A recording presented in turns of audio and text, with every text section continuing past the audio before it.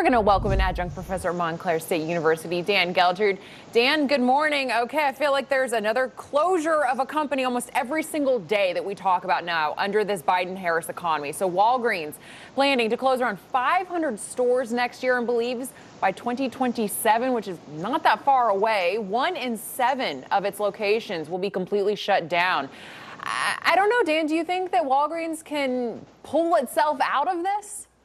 Well, it's going to be a tough one. And listen, Walgreens isn't the only one that's struggling right now in this area. You have CVS and Rite Aid that also are experiencing some of the same challenges. And those challenges relate to the shrinking profits related to prescription drugs, particularly when you're up against Amazon, right? So that's a big challenge. And then in the front end of these stores where you have other items for sale, there's challenges related to stores like Target and Dollar General. So I think whether it's Walgreens or CVS or Rite Aid, I think they're all up against some significant challenges. They're going to have to shrink in order to try to grow, but it's going to be a tall order for all of them. Oh, my goodness. I know I've seen a lot of Rite Aids, especially, go out of business. I would hate to see Walgreens fall in that same category. So sticking with closures, unfortunately, TGI Fridays has closed a dozen locations in the span of just 1 month as the company just continues to struggle under the weight of Bidenomics. I mean, we've seen how increased food and staffing costs really hurt places like Red Lobster, Applebee's. Dan, how are restaurants really even supposed to deal with the increased pressure? I mean, they cannot afford to stay open. Yeah, it's a really tough industry to operate in at any level. The restaurant business, you see so many restaurants come and go over time. But when you have these chains like TGI Fridays, you don't expect this. But what's happening? You still have that, I'll say, accumulation of inflation, even though year over year it may be somewhat under control.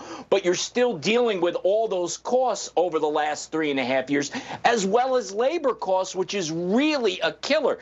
So what they're having to do right now is that they're going to have to close the underperforming locations and see if the remaining locations are salvageable. Otherwise, we may see this disappear altogether. Yeah. That's really, I was recently at a chain restaurant and a group of college girls that were sitting behind me, they were complaining about the prices on the menu. They said, look at the appetizers. These have gone up so much. They actually had to skip some of the food that they wanted to order. There's a completely true story. I was sitting there rolling my eyes saying, yes, now you can't even take your family out to a chain restaurant anymore. It's become so unaffordable. Okay, so the National Retail Federation shockingly predicting that consumer spending will go up this holiday season. But sales growth will decline as inflation rates remain at the forefront in the minds of Americans. So the trade retail group, which is the largest in the entire country, predicts sales will grow only 2.5% to 3.5%, over a whole percent slower from the figure we saw just last year.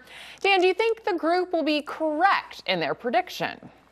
Yeah, I think they will. I don't think there's any doubt that people are going to have to spend more, but they're going to get less because of inflation. Now, when you put on top of that, the way Thanksgiving is falling this year, which is late, you're going to lose 6 days of holiday shopping over last year. So these things are going to be difficult to overcome. However, what we're seeing is the consumers are still spending, but it's debt fueled. We see that personal debt continues to go up.